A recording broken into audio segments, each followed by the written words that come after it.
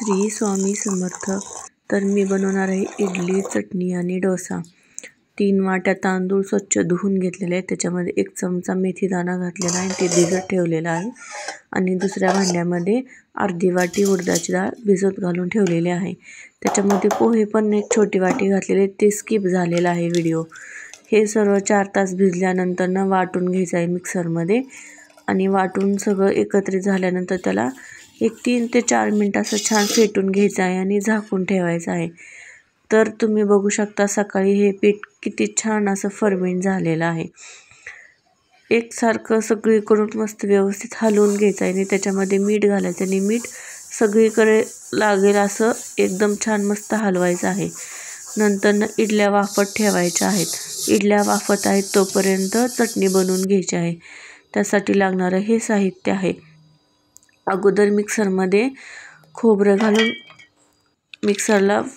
घालून फिरून घ्यायचं आहे. नंतर शेंगदाणे, लसूण, मिरची, कोथिंबीर, चिंच, जिरं, मीठ आणि साखर घालून मिक्सरमध्ये वाटून घ्यायचं आहे. वाटल्यानंतर पाणी घालून तुम्हाला जसं पाहिजे तशी पातळ किंवा घट्ट चटणी जशी पाहिजे तशी तुम्ही घेऊ शकता.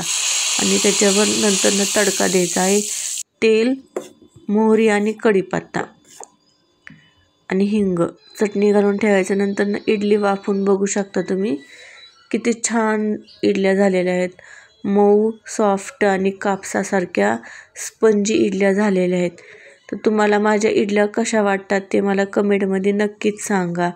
आणि तुम्ही इडलीच्या पिठामध्ये याच्या व्यतिरिक्त आणखी कुठल्या गोष्टी ॲड करतात ते पण मला कमेंटमध्ये नक्की सांगा. तर मी तुम्हाला तोडून पण दाखवते आतमधून किती सॉफ्ट आणि स्पॉन्जी इडल्या झालेल्या आहेत. इतक्या छान इडल्या होतात ना, दिवसभर जर तुम्ही डब्यामध्ये अशाच ठेवल्या तरीसुद्धा अशाच राहतात त्या.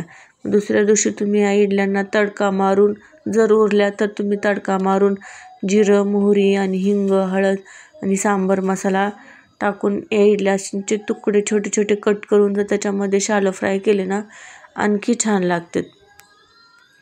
तर माझ्या इडल्यांची रेसिपी तुम्हाला कशी वाटते ते पण मला कमेंटमध्ये नक्कीच सांगा. आणि माझ्या इडल्या कशी छान दिसतात ते पण मला कमेंटमध्ये नक्की सांगा. तर मी याच इडल्यांच्या पिठापासून डोसेसुद्धा बनवणार आहे. तर तव्यावरती अगोदर पाणी टाकून ते पाण्याचे थेंब तसेच राहत असतील आणि तसेच जिरत असतील तर आपला तवा डोश्यासाठी एकदम परफेक्ट गरम झालेला आहे. डोसेचं बॅटर टाकून पसरून त्याच्यामध्ये सॉस घालून पसरवलं आहे. नंतर बटाट्याची भाजी टाकून तीसुद्धा छान अशी सगळीकडं पसरून घेतली आहे. नंतर त्याच्यामध्ये थोडंसं असं चीज टाकलं आहे किसून. छान असं सगळीकडं चीज किसून टाकायचं आहे आणि चीज मेल्ट होईपर्यंत डोसा खरपूस खालून भाजून घ्यायचा आहे. चीज बघा तुम्ही किती छान मेल्ट झालेला आहे. नंतर एका साईडनं पलटून घ्यायचं, तर खालून पण रंग किती छान आलेला आहे डोस्याला तुम्ही बघू शकता.